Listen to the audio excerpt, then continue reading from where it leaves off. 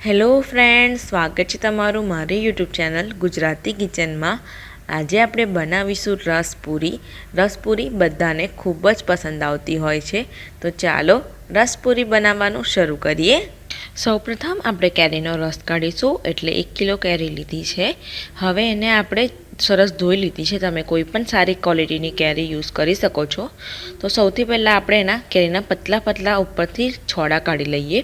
બહુ જાડા નહીં કાઢવાના, તો નહીં તો આપણો કેરીનો પલ્પ વધારે આવી જાય। તો આ રીતે જેટલું બને એટલા પતલા પતલા કેરીના છોડા કાઢી લો। તો આ રીતે હું બધી કેરીના છોડા કાઢીને તૈયાર કરી લઉં છું। કેરીના મેં છોડા કાઢી લીધા છે। તો હવે આપણે કેરીને ટુકડામાં કાપી લેવાની છે। તો આ રીતે રફલી મોટા મોટા ટુકડામાં કટ કરી લો।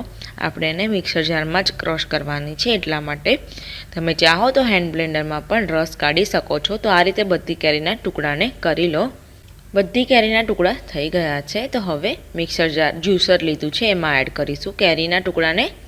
રીતે બધા કેરીના ટુકડાને એડ કરી દો કે જેટલા સમાય એટલા એ રીતના એડ કરવાના છે। થોડુંક પાણી એડ કરીશું। 1 કિલો આપણે કેરીનો રસ કાઢીએ તો બહુ જાડો થઈ જાય, એટલે થોડુંક પાણી એડ કરવું જરૂરી છે। 1 ગ્લાસ જેટલું એડ કર્યું છે।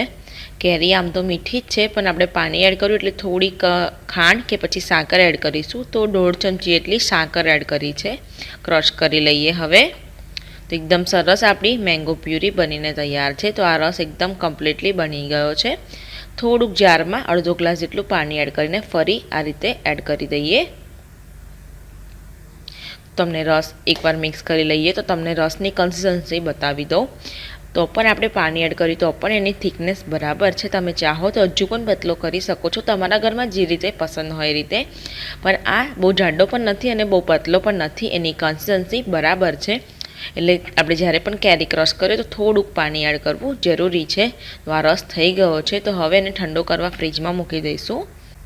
ત્યાં સુધીને આપણે પૂરીનો લોટ બાંધી દઈએ। 2 કપ ઘઉંનો લીધો છે લોટ, એની અંદર 1 મોટી ચમચી રવો એડ કરીશું। 1 ચમચી જેટલી હવે એની અંદર ખાંડ એડ કરવાની છે। ખાંડ અને રવો એડ કરશો તો પૂરી બહુ સરસ બનશે। મીઠું સ્વાદ પ્રમાણે એડ કરીશું, 1/2 ચમચી એટલું એડ કર્યું છે। હવે આપણે એકવાર કોરો લોટને મિક્સ કરી લઈએ, જેથી બધું બરાબર મિક્સ થઈ જાય। હવે એની અંદર તેલ એડ કરીશું। લગભગ 3 મોટી ચમચી જેટલું એડ કર્યું છે, અને એને પણ સરસ મિક્સ કરી લઈએ પહેલાં। તો આ રીતે તમને મુઠ્ઠીમાં પણ લઈને બતાવી દઉં। આ રીતે મુઠ્ઠીમાં આવે એટલે બરાબર મોણ લાગ્યું છે। હવે આપણે લોટ બાંધીશું। થોડું થોડું પાણી એડ કરીને એને સરસ ગૂંથતા જવાનું છે, જેથી લોટ આપણો સરસ બંધાય। અને થોડો કઠણ જ રાખવાનો છે, બહુ ઢીલો ના કરી દેતા, નહીં તો પૂરી તમારી વણવામાં તકલીફ પડશે।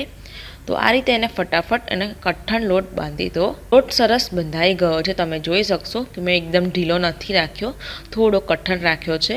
હવે થોડુંક એની ઉપર તેલ લગાડી લઈએ અને એકવાર સરસ રીતે મસળી લઈશું। અને હવે આપણે ઢાંકી દેવાનો છે। 10 થી 15 મિનિટ સુધીને રેસ્ટ આપીશું। ત્યાં સુધીને આપણે જે પેલા ગોટલા રહેવા દીધા હતા એને ફેંકતા નહીં, એને આપણે મુખવાસ બનાવીશું, એટલે એને ધોઈને તડકામાં સૂકવી દો। હવે લોટ બરાબર સેટ થઈ ગયો છે। તો હવે આપણે એની પૂરી બનાવીએ। તો એકવાર લોટને આપણે સરસ રીતે મસળી લઈએ। હવે આપણે નાના નાના પૂરીના લુવા લઈ લઈશું, આ રીતના, જે રીતે। તો એ રીતે આપણે લુવા લઈ લેવાના છે। એકદમ તમને તમારા ઘરમાં જે રીતે પૂરી ખાતા હોય એ રીતના લુવા લઈ લો, મીડિયમ, થોડા મોટા। અને આ રીતે હવે આપણે પૂરીને વણી લેવાની છે। બહુ પતલી પણ નહીં અને બહુ જાડી પણ નહીં, એ રીતની રાખવાની છે એની થિક। તો આ આપણી સરસ પૂરી વણાઈ ગઈ છે। તો મૂકતા જઈશું અને એ જ રીતે બીજી બધી પૂરીને વણતા જઈશું।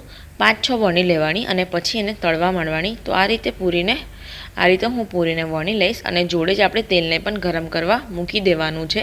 તો પૂરીને વણી લઈશું પહેલાં। તેલ ગરમ કરવા મૂકી દીધું છે।